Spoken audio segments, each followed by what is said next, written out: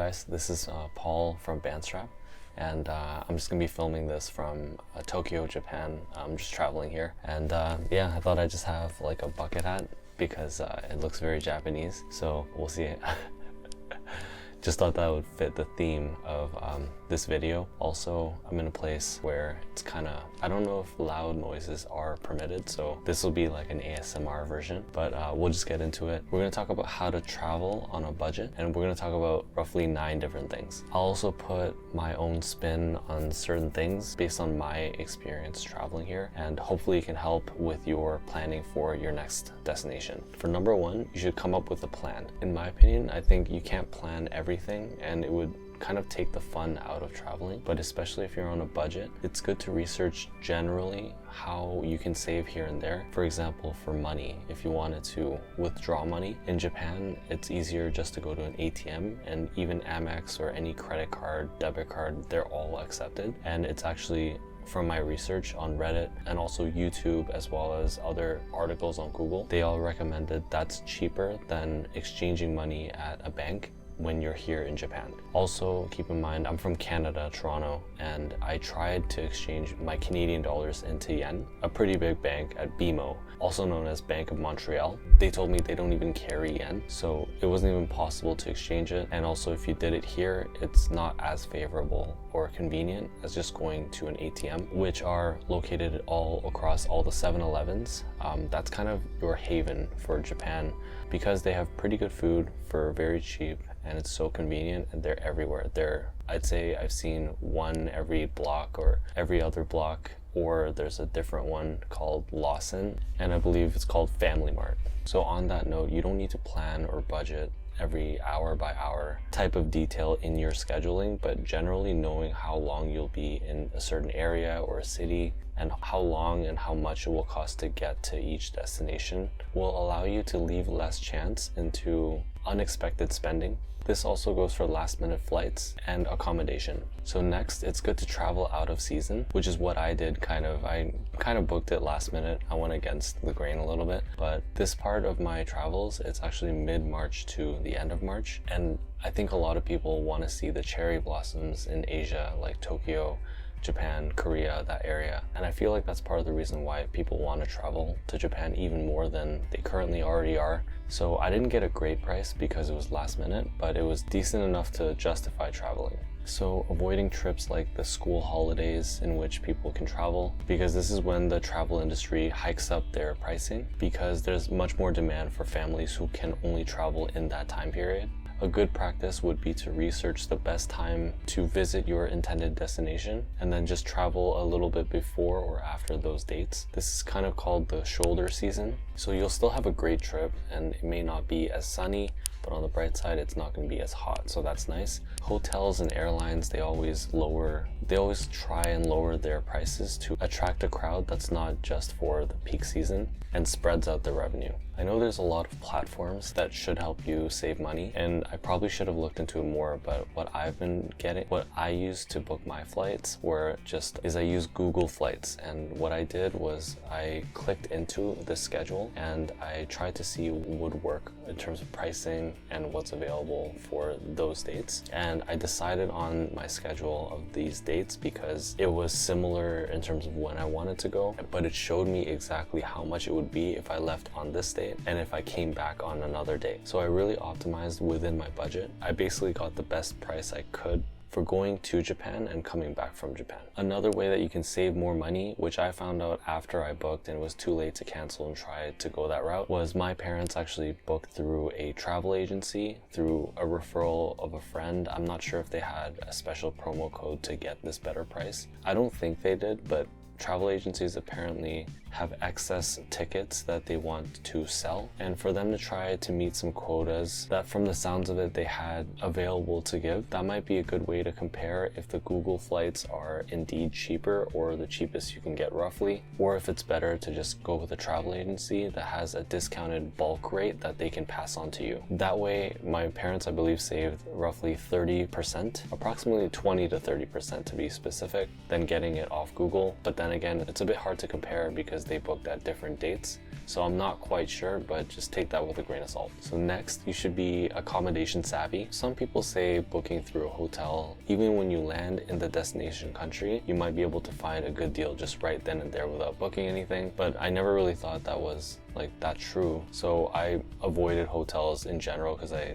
think that they're the most expensive. If anything, historically I've looked at hostels the most. That's also good because you can share the room with like-minded people who are traveling, and you can get to know people when you're solo traveling especially. Maybe you can make some friends that you can go traveling with and explore the city with you, or give you recommendations on what they've researched and what they found. What I did was I just booked an Airbnb. There were multiple options. I actually originally opted and booked the shared hostel, capsule hotel type of accommodation, but just for some privacy and because this place was rarely available and usually booked out on Airbnb, I actually opted for this place. It's near Ikebukuro, which is kind of a trendy area, or supposedly so, in Tokyo, but for basically double the price of a very, very cheap hostel. I wanted to prioritize privacy and still take advantage of some meetups and Airbnb experiences. Whenever I found something interesting like a bar meetup, a skateboarding meetup, a dancing crew or dance class,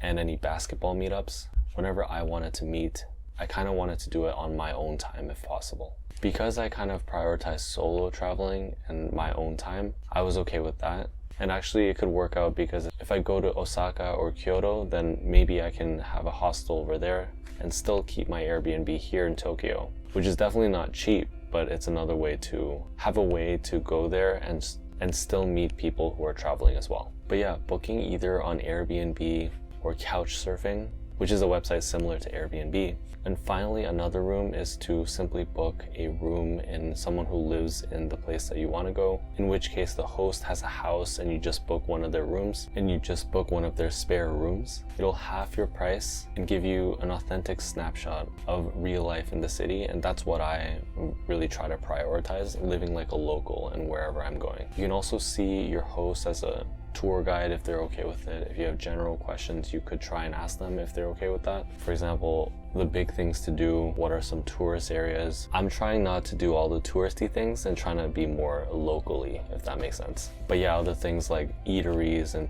cool cafes in the neighborhood that you're staying would be some great things to know when you're staying there. Next, you should pack properly. Try and make sure that you have everything that you need, and so that you don't have to shop when you don't need to. Of course, you're gonna get some souvenirs, but this will save you time from having to shop for things that you already have at home. So wherever you're heading, try and look at the weather app for the city that you're going to go to, or the cities. Try to take at least one long pair of jeans, a warm hoodie, a long sleeve, a waterproof jacket or anorak, just in case the weather is unpredictable and it rains, which it probably will if you're going to stay for an extended amount of time.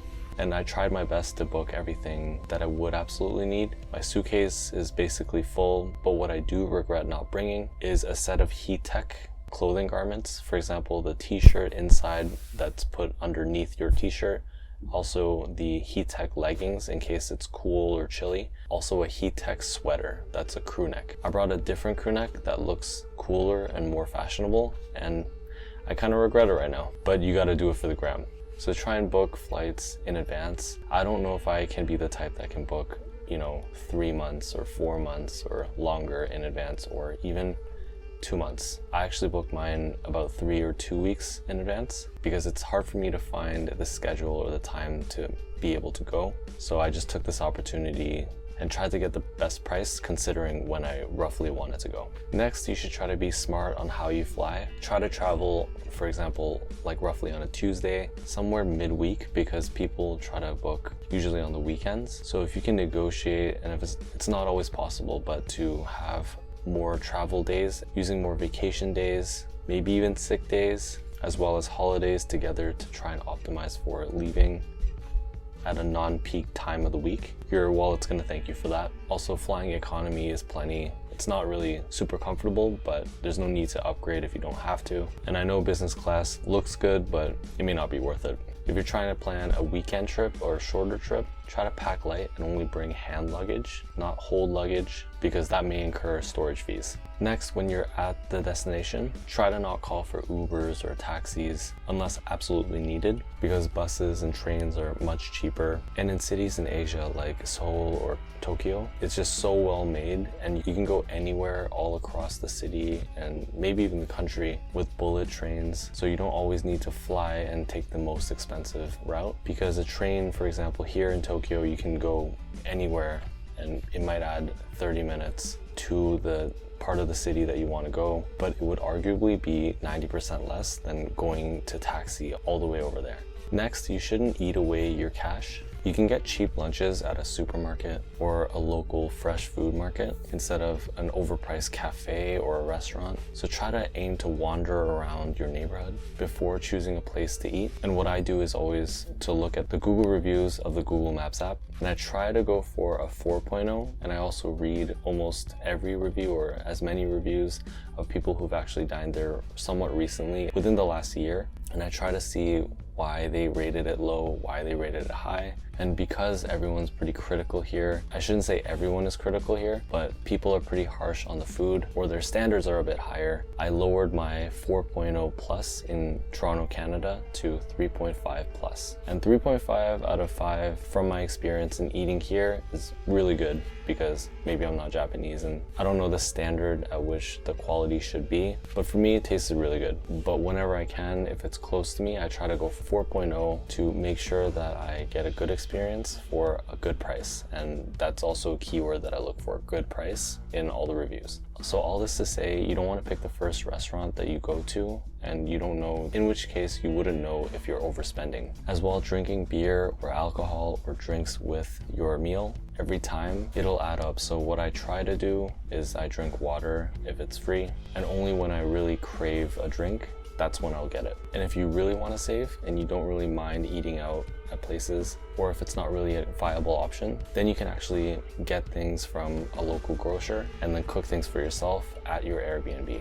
Lastly, so if you wanted to try and subsidize your traveling, you can try to earn while you are traveling. So one thing I plan to do later is to rent out my property, and I know that's not possible for every case, but if you can do that, you can rent it out while you are traveling for a similar person who's traveling to your home country, and then that Airbnb or short-term rental will subsidize your traveling, and vice versa. Other things could be teaching remotely or working remotely from your company by freelancing and providing your services online in services such as Upwork, or if you're a YouTuber, you can just post videos.